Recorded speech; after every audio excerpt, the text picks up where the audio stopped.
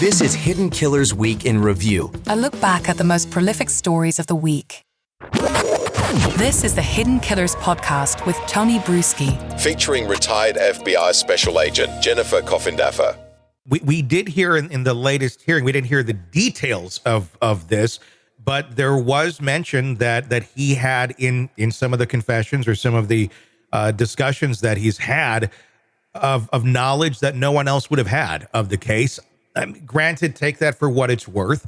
There's been pictures, there's been speculations, there's a lot of things one could glean off of this, because obviously he was a free man for quite a while after all of this. But that's kind of what the claim is, of that there was some knowledge that he had no one else could have known. And I'm wondering if that's what initiated all of this to take place, or if that happened after the arrest, and that's what's allowed them to feel so entitled to be as harsh as they are on him, because they really believe that there's something here behind the scenes that we don't know about yet. Well, Tony, for anyone who's followed this case, what happened to Abby and Libby is, one of the worst crimes anyone has ever seen to these young girls.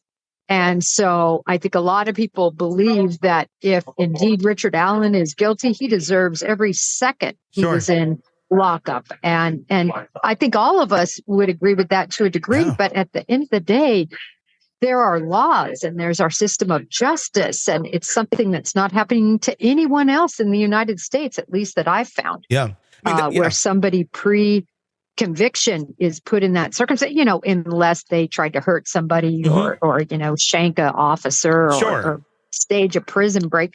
Other than that, you don't do that. And so this case, also has a lot of people with a lot of emotion. But recall, too, there's 2 probable cause affidavits out there. And I've always said I never understood why they decided to go down the Odin path when they have an FBI agent that said basically Ron Logan, there's probable cause to believe he was, responsible. Yeah. Call her to the stand and put down all that evidence that she found. It makes you wonder, is this one of those things where maybe there is good, decent, probable cause on him, but at the same point, everything got mishandled so many ways that the cover-up that seems to have been going on here wasn't even necessarily for the case itself. It's for the mishandling. Like, we got to kind of do it this way to cover this step and that step that got done wrong. And it's snowballed into this mess that it never really needed to be, because nobody wants to admit that anything was handled incorrectly when it's so glaringly true that it has.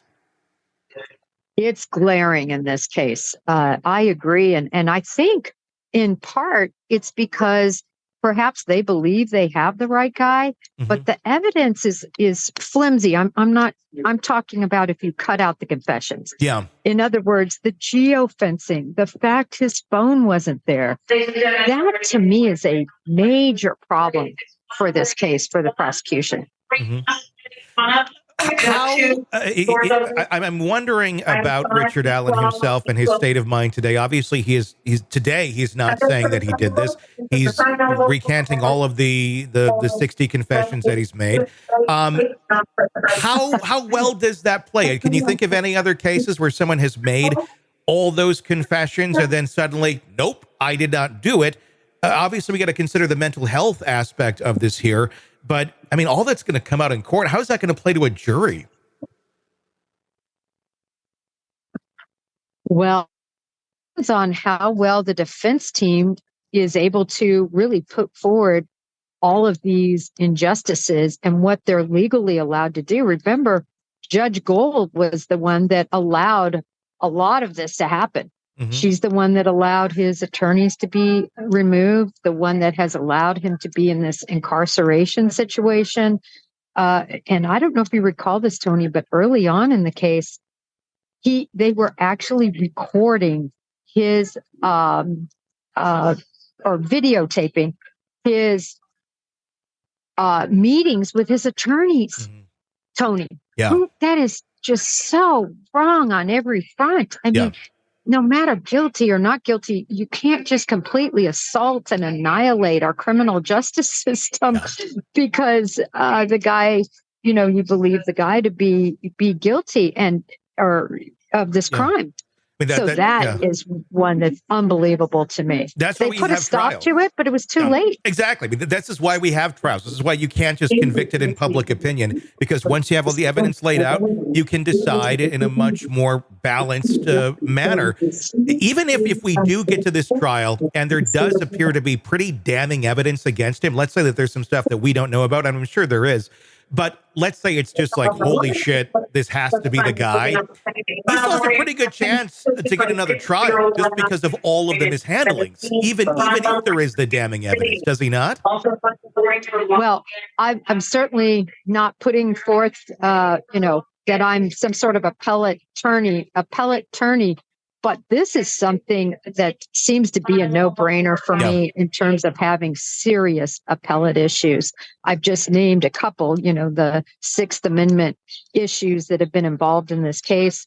And then also, if those confessions weren't made when he was in his proper state of mind, there's a lot that I think is going to be on the table for appeal if he's found guilty. Yeah. I think they have a long road to hoe because there's issues. I guess they're still going with this Odin defense. I'm not sure I'm necessarily buying it, but all they need is one juror to buy it. And, he was being guarded by a guy wearing Odin patches, for heaven's sakes. Yeah, it's not like there wasn't Odinism being observed or practiced by some of these guards. I mean, it's flat out on the Facebook pages of some of them. It's there. I mean, how, in depth they actually were. Were they doing rituals? Were they doing anything like that? Or is it just kind of like, this is my thing?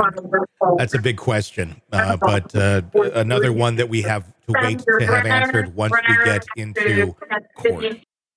Want more of the podcast without the ads? Then hit subscribe to the True Crime Today Premium Plus channel on Apple Podcasts. Try it now for 3 days, absolutely free. You'll get access to all of our extended advance ad-free episodes instantly. So you can binge without the break. True Crime Today Premium Plus. Search and subscribe now on Apple Podcasts.